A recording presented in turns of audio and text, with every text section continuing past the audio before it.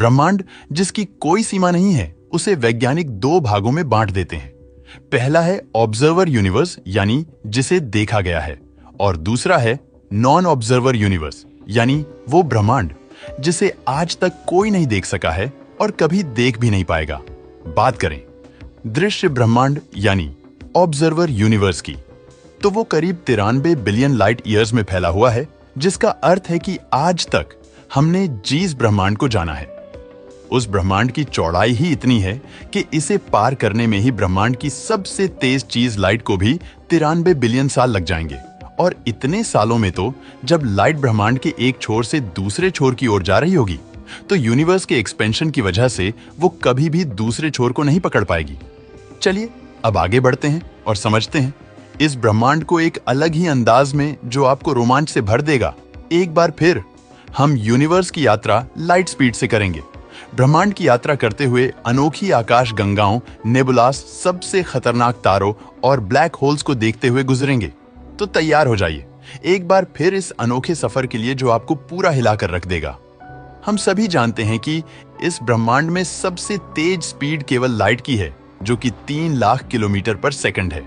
अगर हम 60 साल तक अपने हाइपोथेटिकल स्पेसशिप में ट्रैवल करते हैं, तो हम केवल 4000 लाइट ईयर तक का ही सफर कर सकते हैं, जो कि 1 लाख लाइट ईयर में फैली हमारी मिल्की वे गैलेक्सी के सामने बहुत कम है।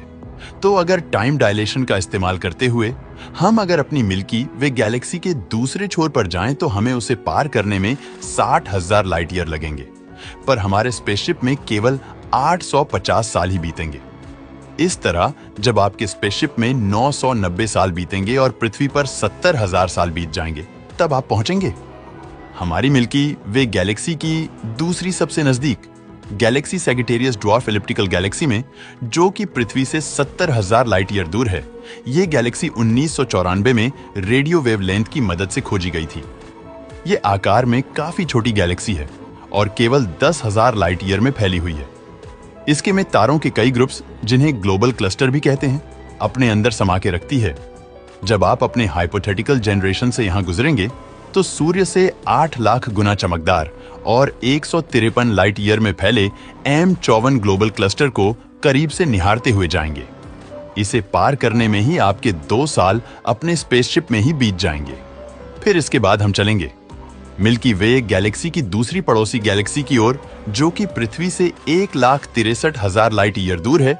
लार्ज मैग्नेटिक क्लाउड से जानने वाली ये गैलेक्सी मिल्की वे की सैटेलाइट गैलेक्सी है, जिसका मास करीब 10 अरब सूर्यों के बराबर है और फैलाव कम से कम 14,000 लाइट ईयर है। जैसे ही ये स्पेसशिप इस गैलेक्सी के ऊपर से गुजरेगा, तो भाई इसमें 70 ग्लोबल क्लस्टर यानी तारों के विशाल झुंडों को पाएगा।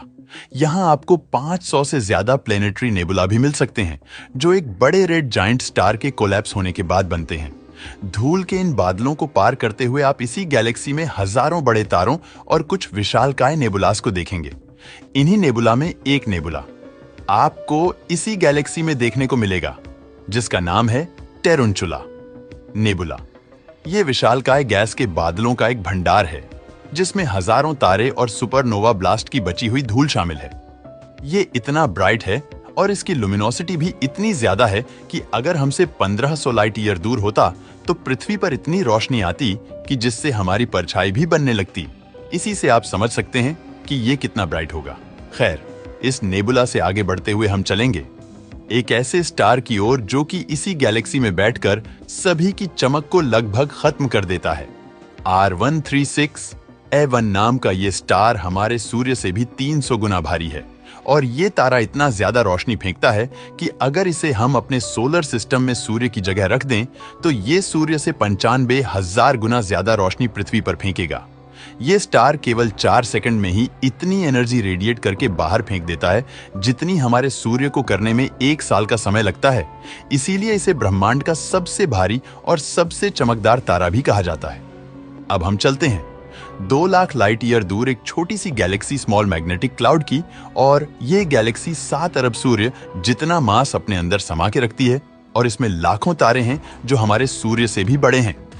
ये ड्वार्फ गैलेक्सी इस समय बहुत तेज स्पीड से हमारी गैलेक्सी की परिक्रमा कर रही है, और कंप्यूटर सिमुलेशन के मुताबिक आने वाले 2.5 अरब सालों में शायद ये गैलेक्सी हमारी मिल्की वे से भी टकरा जाए। जब ये हमारी गैलेक्सी से टकराएंगी तो ये नजारा हैरान कर देने वाला होगा। ये गैलेक्सी मिल्की वे गैलेक्सी के कई स्टार्स को उसमें से निकालकर बाहर भी फेंक सकती है। अब हम अपनी यात्रा को और आगे बढ़ाते हुए जाने वाले हैं, उस जगह पर जिसे वैज्ञानिक ने 2007 में टेलीस्कोप की मदद से ऑब्जर्व किया था। पृथ्वी से 7 लाख लाइट ईयर दूर इस चीज में तब 82,000 तारे देखे गए थे, जो कि ब्रह्मांड की उम्र के लगभग बराबर ही थे। गहराई से देखने पर वैज्ञानिक ने इस चीज को ड्वार्फ गैलेक्सी माना और इसे लियो भी नाम दिया। दोस्तों, इस वीडियो में इतना ही हाइपोथेटिकल स्पेस ट्रैवल वीडियो कैसा लगा? कमेंट करके जरूर बताना।